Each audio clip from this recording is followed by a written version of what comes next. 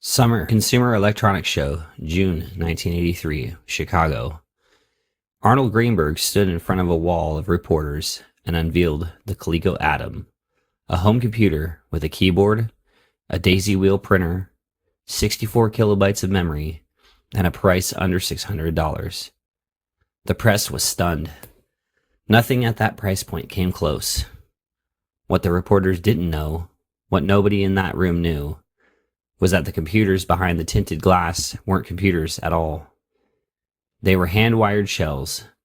The tape drives that appeared to be loading software were dummy units, operated by hidden machines underneath the display tables. Coleco hadn't built a computer. They'd built a magic trick, and in 6 months they were going to have to make the trick real, on a Christmas deadline for 500,000 units. This is part 2. By the summer of 1983, Coleco was riding the highest peak in company history. The ColecoVision had crossed 1 million units sold. The Donkey Kong pack-in deal had worked exactly as planned. Arnold Greenberg, the lawyer turned aggressive CEO, believed Coleco could do anything. So he committed the company to 2 enormous bets at once, both landing in the same month. The first was the Coleco Atom, the home computer he'd shown the press in June. The second was a licensing deal nobody at the company fully understood the size of yet, a line of soft-bodied dolls called Cabbage Patch Kids. Both launched in October of 1983. The Cabbage Patch Kids had a strange origin. A folk artist in Georgia named Xavier Roberts had been selling handmade cloth dolls called Little People at craft fairs, complete with adoption papers and individual names. A licensing company called Schlafer-Nance pitched the concept to Coleco in 1982. Coleco renamed them, kept the adoption gimmick, and replaced the cloth heads with mass-productable vinyl. It was worth pausing on the origin story here, because it's not as clean as Coleco's marketing made it sound. A folk artist named Martha Nelson Thomas sued Roberts on January 29, 1980, claiming he had taken her original design for dolls she called doll babies, which she sold at the same fairs with the same adoption paperwork. While a 1982 court ruling found no copyright infringement due to lack of registration, the case continued as an unfair competition dispute, finally resulting in an out-of-court settlement in 1984 for an undisclosed sum. The full picture of who actually originated the concept is murkier than the official version Coleco told. What's not murky is what happened next. Coleco manufactured 2.5 million Cabbage Patch Kids for the 1983 holiday season. They thought that was enough. They had no idea what they had actually built. The demand for Cabbage Patch Kids didn't just exceed Coleco's projections, it broke the American retail system. Sears, Kmart, JCPenney. Stores ran out within hours of restocking. Parents who had promised their kids a doll for Christmas physically fought each other in store aisles. There were reports of trampling, of shelves being torn apart, and of police being called to suburban toy stores to break up crowds fighting over an $18 to $28 doll. It became one of the defining images of American consumer culture in the 1980s. A Christmas riot over a toy that didn't even exist a year earlier. Cabbage Patch Kids generated $60 million in sales in 1983 alone. The following year, that number exploded to $540 million. And by 1985, sales peaked around $600 million. While that was happening, the Atom was falling apart in real time. The rushed production schedule had skipped alpha and beta testing entirely. The engineering problems weren't minor. The computer had no internal power supply of its own. It drew power directly through the massive daisy wheel printer, which meant if the printer wasn't plugged in and switched on, the entire computer was dead. Worse, the system emitted a powerful electromagnetic pulse on boot up. If a customer left a data cassette in the tape drive when they powered the unit on, the pulse would erase or corrupt everything on the tape. Early units failed at a rate of 60%. Drives broke, tape heads snapped, software locked up constantly. Coleco had promised 500,000 Atom units by the end of 1983. They shipped 95,000, and most of those never came back. Kmart and JCPenney pulled the product from the shelves entirely. One product launched in 1983 in October generated $540 million the following year. The other lost the company $80 million in months. Both bore the Coleco name. Only one of them was going to determine whether the company survived.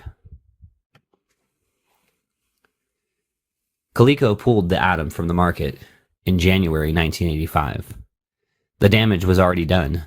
An $80 million loss in late 1984, followed by a $114 million write-down in 1985, just to liquidate the unsold inventory sitting in warehouses. For a brief window, it looked like Cabbage Patch Kids might be enough to carry the company through. Arnold Greenberg pivoted hard back towards traditional toys. Coleco bought the rights to Trivial Pursuit. They launched new toy lines, Sectars, and Starcom, trying to diversify away from the volatility that had nearly destroyed them twice already. But it wasn't enough. The fad that had saved them couldn't sustain them forever. By 1986, Cabbage Patch Kids sales had crashed nearly 75%. The trend that had caused riots in department stores 2 years earlier was simply over. The way fads always end, suddenly and with no warning built into Coleco's financial planning. The debt accumulated from the frantic Atom manufacturing rush hadn't gone anywhere. It was still sitting on the balance sheet, and now there was no longer enough dollar revenue to service it. A company that had survived the Great Depression, 2 world wars, and the death of an entire industry had 2 years left, and this time there was no pivot left to make. On July 11, 1988, Coleco Industries filed for Chapter 11 bankruptcy protection in the United States Bankruptcy Court in Hartford, Connecticut. Assets, $535 million. Liabilities, $540 million. A $5 million gap between solvency and collapse for a company that had once generated $500 million in annual sales. In June 1989, Hasbro purchased the majority of Coleco's remaining assets for $85 million in cash plus stock warrants. Hasbro took over the Cabbage Patch Kids line. They took over Trivial Pursuit. Coleco's original manufacturing plants in Hartford and Amsterdam, New York, closed permanently, laying off thousands of workers who had no idea their jobs depended on a video game console and a doll fad that had peaked and crashed within a 6-year window. The Coleco name didn't entirely disappear. In 2005, a brand rehabilitation company called River West Brands acquired the name and the logo, slapping it onto basic handheld retro consoles and plug-and-play TV games sold at Target through the late 2000s. A ghost of a company wearing the name of something that actually used to matter. What actually killed Coleco wasn't the Atom alone. It was the crash, and it wasn't the crash of 1983 alone. It was a pattern the company had repeated for 50 years.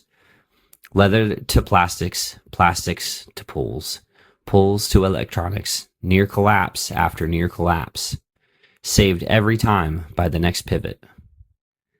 The Atom was the first time the pivot didn't work. And by the time Cabbage Patch Kids proved that it could have worked one more time, the debt from the failed pivot was already too large to escape.